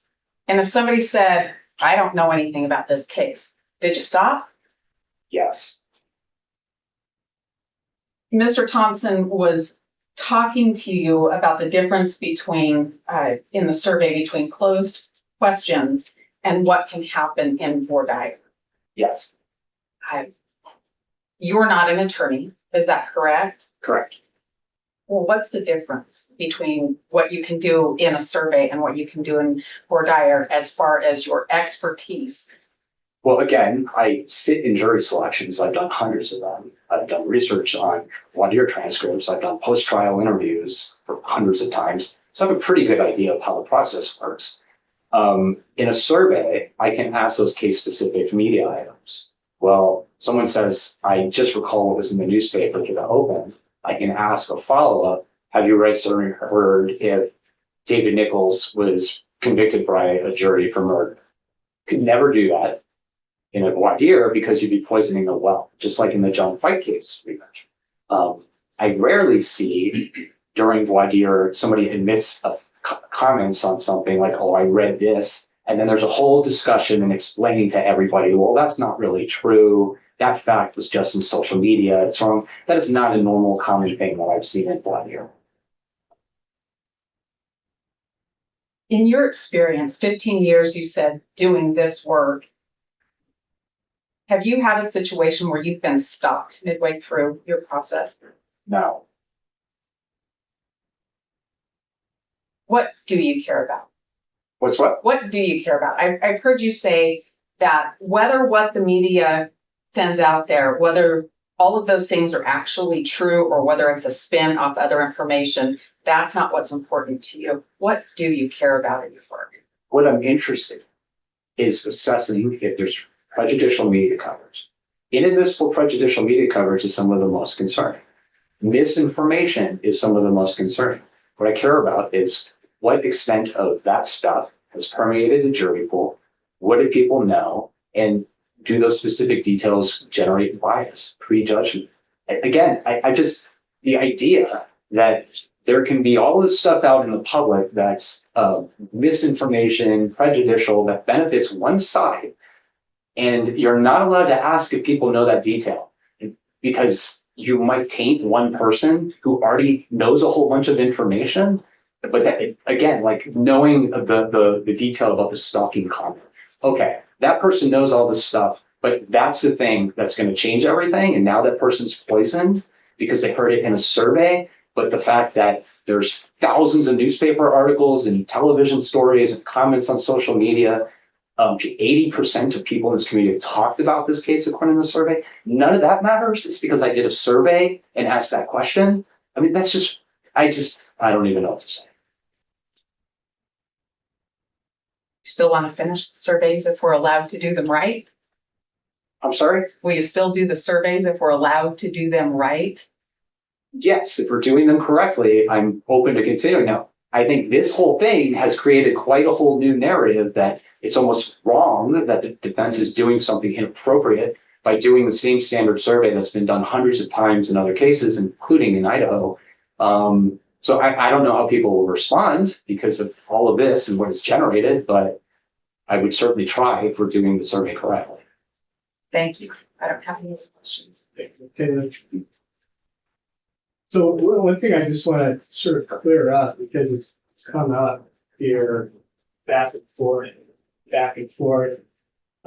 with the questions that aren't true. Okay, and those were not in the probable cause affidavit. And so I think it does have some bearing on the non-dissemination order, because our whole purpose, okay, both counsel were trying to protect these things from coming out to the public or to the media. That's, I think, one of the key issue, okay, or the concern about these particular statements. So there were two questions right at the end. And the ethics, okay, of the lawyers, basically this non-dissemination order is really a mirror of the ethics in Idaho, especially for the lawyers who are participating in a case like this. And one of the things that is permissive for help in putting this information out to the public is information contained in the public record. Okay, so the public record is a case file that is available to the public. That's the law. And so to then say, well, we have these other issues, okay, of concern that have been spread through the media, hundreds and hundreds and hundreds, as you've said, that we need to test that. But then it is a tightrope to balance this. So I'm just not accusing anybody. I'm just saying this is one of the things that's pushed or pulled both sides apart and puts me in a very difficult situation. Okay, trying to make that fair for everybody. Okay, so that's what that's about. I'm not asking you to answer anything. No, I'm just trying to think about a solution. I don't know if there is a solution. Okay, it's out there, but it does have some bearing on additional surveys. And what you're saying is, if you can't use this, or apply the surveys that you want to complete, that you need the same questions. Otherwise, it's not legitimate. Yeah. Well, let me ask you this. Okay, so if you have an answer to that, that's. Let me ask you this one. So if you said you can ask certain case, like media items, like the other 7, for example, that may come from the record. That's a possibility because you can still measure what we're talking about. These specific knowledge, when you ask these questions, is high. the more you know, the more likely they are to be prejudiced and biased. And you see differences in the Ada County or a different county. Now, you have to acknowledge there's these other stuff out there that's highly prejudicial. And we will not know if the rate of awareness of those details are as significant as they are here. So then it's an unknown. So if the argument is, well, it doesn't look so bad because all I know are the things in the affidavit, for example. Well, there's this unknown out there again, because those items happen to be some of the more prejudicial items that we found. Yeah, this is a death penalty case. And so when we're talking to jurors, we're going to probably talk to a lot of jurors individually. Sure. And it's going to be on the record. And we're going to talk about them, about what they think or what they've heard in real detail. So there's that. Okay. So I guess I'm kind of wondering too, in terms of all the people that may have been called that didn't pick up the phone or don't want to pick up the phone because everybody knows, okay, that, oh, I don't know this person as my phone is ringing. Yeah. And I'm not, and then there are lots of people, including me, that would never answer a question, okay, on the phone. So how do you deal with that? How do you balance that? There could be, 400 people out there in Latah County that say, I don't want to say anything about this. Yeah. How do you factor that? Well, so you have two things. So let's unpacking both those. So the jury selection question, like I'm sure you've done a million of these. I've done quite a bit. I've done a lot of high profile ones. And from my experience, asking people in the general case, like a DUI, what do you think about DUI? And they tell you generally I'm against it. That doesn't, or I have a big issue with that or whatever. That doesn't mean they can't be jurors because it's a general attitude. It's nothing case specific. And there's hundreds of studies that show general attitudes are much less predictive than specific attitudes. This is different and unique because we're talking about attitudes and beliefs specific towards this case. That's a whole different animal. And that's the unique nature of high profile cases. So when you talk to people individually, you still have the memory issue. You still have the recall issue. Like you will not elicit everything that juror does. It's just memory does not work. It doesn't matter if they're under oath, private. There's so much research on it. Our brains don't change just because we're under oath. They work the way they work. Your other question goes to response bias. Like what's the response rate? Is there something unique about people you miss and so on? So there's a lot of work on that. And one of the things we do is why we collect like demographic information is to see, are we missing groups? Are we overrepresenting one group or the other? If we are, is there a relationship between that factor and bias? And there's a lot of research on response rates, and what it finds is surveys that have high response rates where like everybody takes their survey, and surveys that have low response rates, where it's like less than 10%, and you compare them with public opinion polling and so on, politics, there's no difference. You find in most instances, the results are the same in surveys. So high response rates are not necessarily correlated with more reliable, valid survey findings. And that's something they've done a lot of work on because survey rates or response rates have gone down quite a bit. I think yeah, they have. For sure. Well, so it could be that you're just getting people who like to talk on the phone. Sure. With strangers. Yeah, and from this case, I think people are so invested in it, like a lot of unique things. So people, talking about what's happening, they're very invested in this case. It's unique. It's a small community. It's not surprising. But just what I'm finding, there's so much prejudgment, detail, and so on. I don't think I think it's fairly representative of what you're going to see. Almost everybody in this jury pool knew about the case, like comparable to like the George Floyd case. The bias was the same in terms of comparing it not to Chauvin, who was the one George Floyd, but Alexander King, who was another officer on the scene. Like the rates are similar to that. So that was another high-profile case that was a lot of tension and stress, and so on. And we still got very meaningful data. And we've done so many times. Like you kind of understand, like response rates are going to be lower, but there's nothing to indicate that, for example, we're missing an important group And if we were, we would weigh the data to account for it. So there's just, So in Latah County, it was, about 1% of the population. Yeah. So hypothetically, if we say, oh, well, I mean, one of the counties that are interested in is Ada County, which is kind of obvious. yeah. For other reasons too. But would it be 1% of the population in Boise? No. So Okay, so that's, I was kind of wondering about that. You have to talk about, 2,000 people or something. Okay, can I have that? yeah, go ahead. Yeah, so it's a great question. So you can take a small sample and generalize to the population if it's done correct. So like if you look at surveys of the United States, the sample sizes are similar to what we did here. Maybe it's 1,000. And now you're generalizing to every city, county, and so on across the country. Everybody has a known probability of being selected.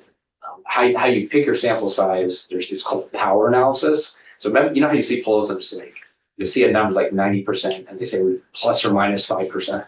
So it's either 85 to 95%. Basically, it's plus or minus 5%. That's kind of the industry standard. And you take a conservative approach. So let's say you ask a yes or no question, you would say 50% would say yes, and 50% would say no.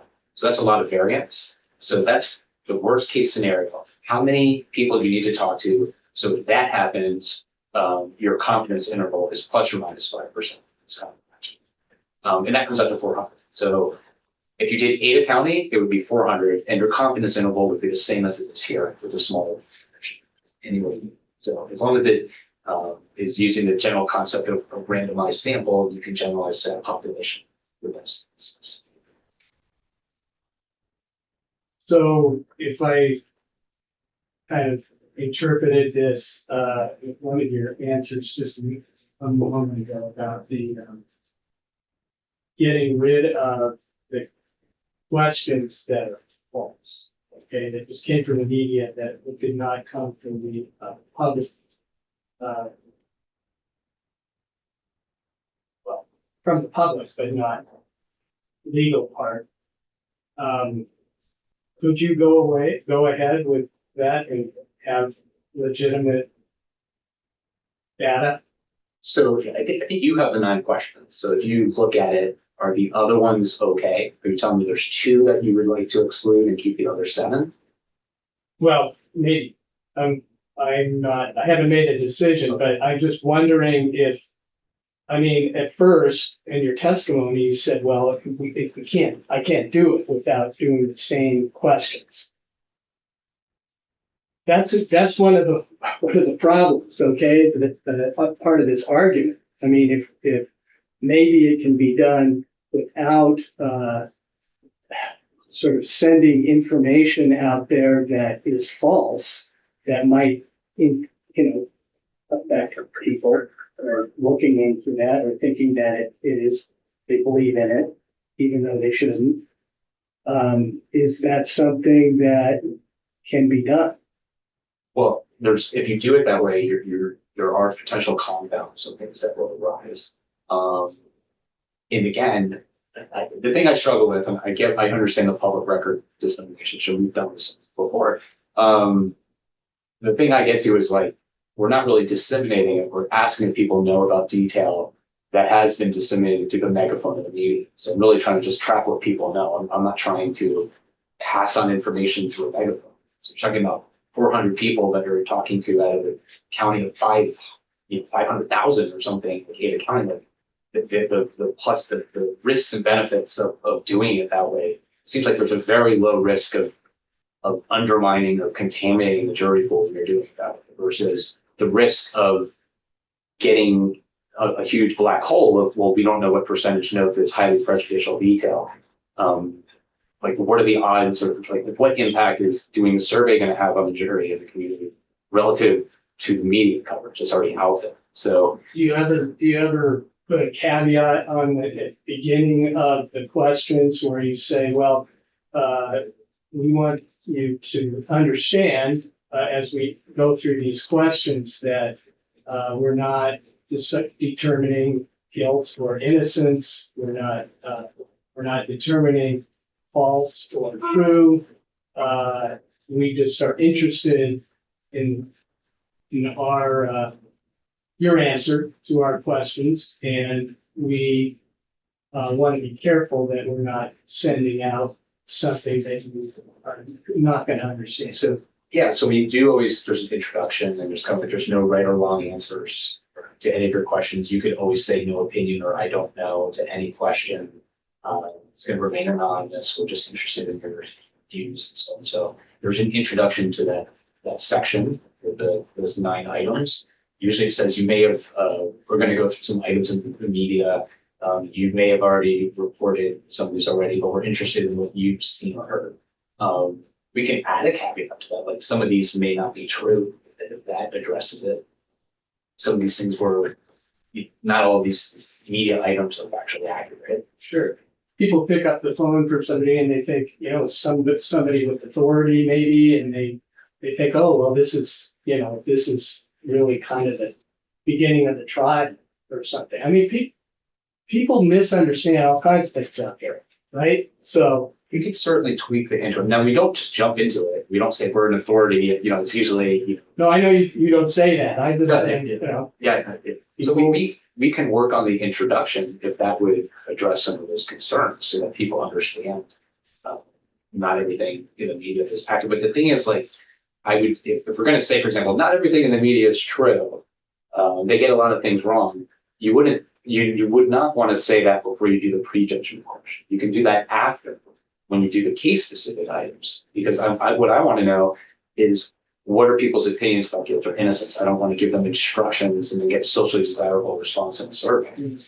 But you don't sort of measure it, this person as their bias until you get into the specific questions, specific stuff, because otherwise it's just yes or no, and you can't determine bias just from that. Well, no, yeah. So the prejudgment question comes before the case specific media item questions, because then you would create bias. If I read those 9 items and then I said, okay, do you think he's guilty? Well, I just told you all this stuff you might not know. Yeah. So the question is, do you know about the case?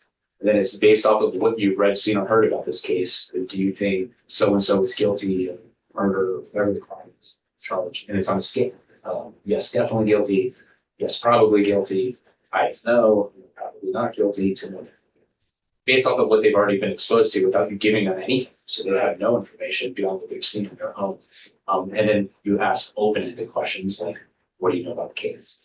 And then other things. And then you get to those case-specific media items. And that's when you can theoretically measure bias. Yeah, well, I mean, I correlate those recognition items with the prejudgment questions of earlier, right? So Correlation doesn't necessarily mean causation. yeah. Well, they're chi-squares. You can do different things. You can do linear regression, whatever you want. But what I want to know is, do people who report later on, they know that detail, did they report stronger views of guilt? So if, like, I'll give you an example, like if you only knew 2 of those items, prejudgment was only 21%. So if you only knew 2 out of the 9 items, most people had no opinion. Versus if you knew 7 or more of those items, it jumps up to 82%. So that's telling you, like, the more facts you know, the more case knowledge you have, the stronger your opinion is, right? And that's what you'd see in the literature. That's what you'd expect to see. So if somebody was being told, oh, that was just all false information, would that bring down the bias? In what measure? But you were saying earlier that it's kind of pessimistic, I think, maybe, that maybe absolutely correct, that once people have an opinion, they're not going to let go of it, even if they get the truth. Yes, yes. It's called belief persistence. There's a bunch of research on that. That's kind of going around the Yeah. political And we see it. things right now. Yeah, like if you talk about, everybody has an opinion of Donald Trump, so. If I'm you, not going to say it. yeah, I know, but if you, Neither are you. yeah, so. All right, so thank you for that. Any questions online, Ms. Taylor? Your Honor, I don't have any other questions for Dr. Edelman, and we do have a summary for the court at the appropriate time. Okay. Mr. Thompson, anything online? Okay. Yes, sir, thank you. So go ahead, Ms. Taylor. Ms. Masloff is going Oh, to you give her know what? summation. Okay, just 1 second. I'm ignoring the court reporter, and I'm just so immersed in this that I need to fully, maybe rest. Are you okay? Yes. Okay. Okay, well, thank you, Dr. Edelman. Appreciate your testimony there. So, are you okay? Yeah. Okay, great. Okay, let's go ahead. Thank you, Judge. I realize it's late in the day, and I will tell you that this takes about 9 minutes for me to sum this up. But I do want to talk about something in advance because you're asking questions of our expert about his process and changing the process that is impacted in the United States Supreme Court law. And the United States Supreme Court law requires that part of the analysis for the court on presumed prejudice include false media coverage. It's not enough for it to be all truthful media coverage. So before you start suggesting that an expert change his methodology that's accepted practice, it's really important that you go back and look at Skilling and Haddon and the lineage of cases that get us to venue and what the court has to decide in determining presumption. The question you asked, be answered today, is where do we go from here in the survey process? I want to answer that question in 2 parts by summarizing what we can do and what we can't do. We can and we need to finish the process that the defense undertook. It was completely valid. It was standard in cases like this. Dr. Edelman is an expert in this field, and he has done this jury research and this work for 15 years. Nothing about the format, the methodology, the questions, or the fact of the survey itself was wrong. You've talked about 2 questions that you are describing as false because they're not in the affidavit. But if you look at that affidavit and what the media has done with those things is they have created a narrative based on the facts that are represented in the affidavit. Now, I would agree that there's a lot of information in that affidavit that is just flat and not true. But if we focus on where we are right now, there are representations in the affidavit about multiple trips to Moscow from Pullman and a return trip to Moscow from Pullman in the morning that lead a reader to the word of stalking, that you have a problem with that word being included. Reflect back on the case law in the United States Supreme Court about showing false information, but also look at that affidavit and the way the media has construed that in its representations, in its reporting that is so prejudicial. Because the basis for this spin, the foundation is right there in what you are describing as the public record. Now, I fundamentally disagree that the only public record in this case is what's there on the 12-page docket. The public record in this case that the entire nation, the world, and looking at, and especially Latah County, is derived and construed out of that public record. So can I ask you a question about that? This public record thing is really kind of circling around because what's the purpose then of the non-dissemination order? If everything out there in the public is the public record. Well, my understanding, Your Honor, is that it's the one of the primary issues was the credibility of the person that is out there speaking. We did not want law enforcement, 159 officers out there talking about police reports and disseminating that. We didn't want the prosecutor doing press conferences like we saw on 12/30/2022. We didn't want the defense getting up and doing press conferences based on the information because we have information that no one else has, and we are consulting with experts that the public doesn't know about. And so we have a level of credibility that the others don't have. And so that is my understanding of what we're trying to get a hold of. And it's been pretty effective in this case until this valid survey that happens in high profile cases has been construed to be something nefarious, which it absolutely is not.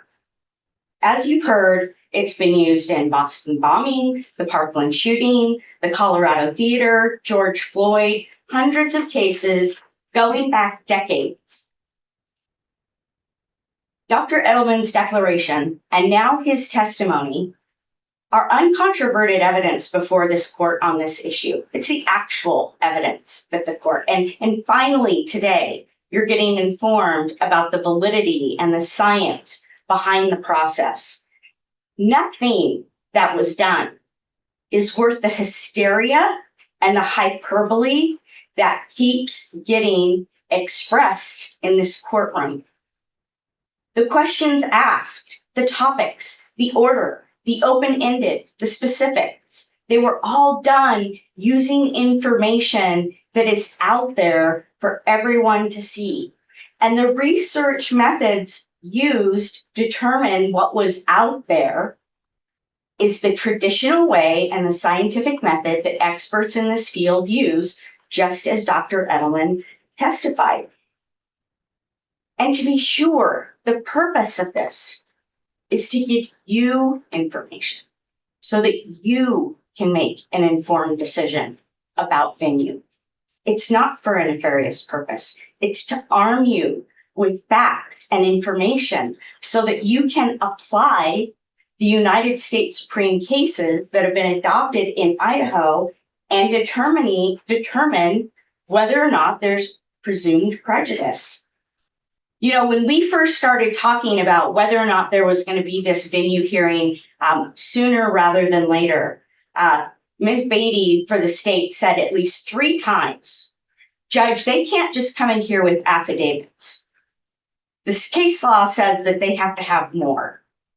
The more that we are gathering to provide you, at least part of it, is this survey. In terms of the proposition that this survey taints the jury pool, first of all, you heard from Dr. Edelman that if someone answers they don't know, a second question tapping into that is asked, and the process stops. There's no other questions other than demographics because they don't want to poison anybody who doesn't know. So for there to be this proposition that all of these questions, these 9 questions that are later on in the process, were put out there intentionally to poison the jury pool, that's just flat false. And the other point is you can't taint what's tainted. When you hear what the statistics are, as it relates to this county, 97% of the people had familiarity with the case. 79% of the people knew 5 or more prejudicial and false media reports. 81% of those who had heard about the stalking had determined and took a position that Mr. Kohberger is guilty. These people that were surveyed didn't form the opinion when they were being surveyed. And they didn't then go research their already strongly held opinion because of the survey. These are deeply held opinions in this community within this jury pool. The Latah County citizens have accepted the information placed before them by state actors. It's not just Mr. Thompson that did a media report and talked about the probable cause affidavit. Chief Fry, the coroner Kathy Mabbitt. We've got search warrants from Pennsylvania out there in the public record. We've got hundreds of search warrants in the public record out there from Idaho. We've got all kinds of pleadings. This is all information that's put out into the media. And having the state now claim this moral high ground is an oxymoron. It's a complete oxymoron for state actors to put this information out in the public and now say, hey, wait, if you want to ask if people have believed the information that we put out there, you can't do that. That harms Mr. Kohberger. We as a defense team have the obligation and frankly the privilege of defending Mr. Kohberger and defending his right to a fair trial. And in doing so, in arguing that venue should be changed, we have to show you that there is presumed prejudice in this community. And since we have the burden of this, and you now know essentially from this expert that there is presumed prejudice in Latah County, you have to ask yourself, do you want more information to know where the better venue is? And that takes me to the next point, which is what we cannot do. You've heard Dr. Edelman say that it goes outside of his standard of practice and the scientific method that has been used for decades, that has been used in hundreds of cases to take your ideas about what should be in questions, to take the state's ideas about what's being in questions, should be in questions in the survey. He follows a process. That's the process that he needs to follow because he has to provide the court with apples to apples comparison. Another issue that has was addressed last week that I want to touch upon, and there are two, is this concept that if we just done a juror questionnaire, it would have addressed all of that. At the stage that we're at now, which is setting ourselves up for and preparing for a venue hearing, we have to justify a venue change. The standard that you're going to be looking at, according to the Supreme Court, is whether or not a presumption exists where the record demonstrates that the community is saturated with prejudicial, false, and inflammatory media publicity about the crime. The case law mentions false media publicity about the crime. That's what the survey assesses now. Another way to determine actual prejudice is a questionnaire, and that is done prior to selecting the jury. And at that time, we are looking for actual individual bias of the prospective juror. There are different methods used at different stages of the case. And right now, the proper method is a survey. Another solution that you mentioned last Thursday was simply to strike 400 people surveyed from the veneer. And I want to talk about that.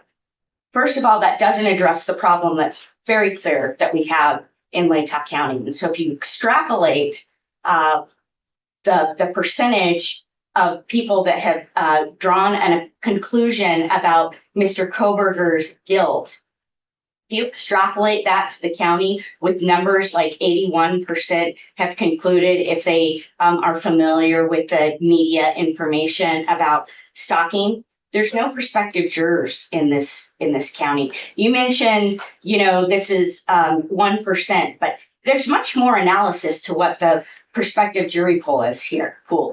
First of all, the jury commissioner, I think you talked about her when we were talking about whether or not jury trial was going to be, speedy trial was going to be waived. You said, I think it had expanded the pool to 1,000. Am I right about that number? I can't remember. It was probably maybe more. Okay. So if you extrapolate the numbers that we know of prejudice exists, I mean, that leaves us with a very small jury pool for trying to do voir dire in a death penalty case. But if you look at the population of a whole, what the U.S. Census says about Latah County is that almost 18% of the population here is under the age of 18. Almost 18% of the population here is over the age of 65. That eliminates, close to 35% of the population that's even eligible to be in your jury pool. Second, and more importantly, I can't find statutory and legal authority for you to strike 400 people out of the veneer up front. I found the opposite. As you know, the clerk or the jury commissioner pulls from the jury poll that's approved by Idaho Code. And this is a really important section in Idaho Code 2-202. It is the policy of this state that all persons selected for jury service be selected at random from a fair cross-section of the population, and that all qualified citizens have the opportunity to be considered for jury service. Rest assured, I was just being sarcastic. Okay, well, I took your sarcasm to heart, I guess, last I week, apologize. because it was a very serious day, right? Every day is very serious. Right, but last Thursday was in particularly a tough one. I think we can all agree. There's going to be more tough ones ahead, I'm sure. For sure. And we all need to give each other grace. Thank you. I will end by saying this. Our defense team firmly, and I mean firmly, believes in Mr. Kohberger's innocence. And right now he's being held to have a trial in a county that believes that he is guilty. In this country, we pride ourselves on a jury system that doesn't stand for that. In this moment, I see that you have two choices. You can let us continue and do comparative surveys as planned, or you can maintain the stay. And at the venue motion, you will hear that the data for Latah County shows a presumption of prejudice, but you will not have comparative surveys to fully inform the court. As you consider this, there is absolutely nothing that gets risked if you change venue. But if you deny a change of venue, Mr. Kohberger's constitutional right to a fair trial is denied. There's only one human being in this case with a right to a fair trial. It's Mr. Kohberger's and his alone. There's no legal right of this community to have a jury trial here. Thank you. Thank you.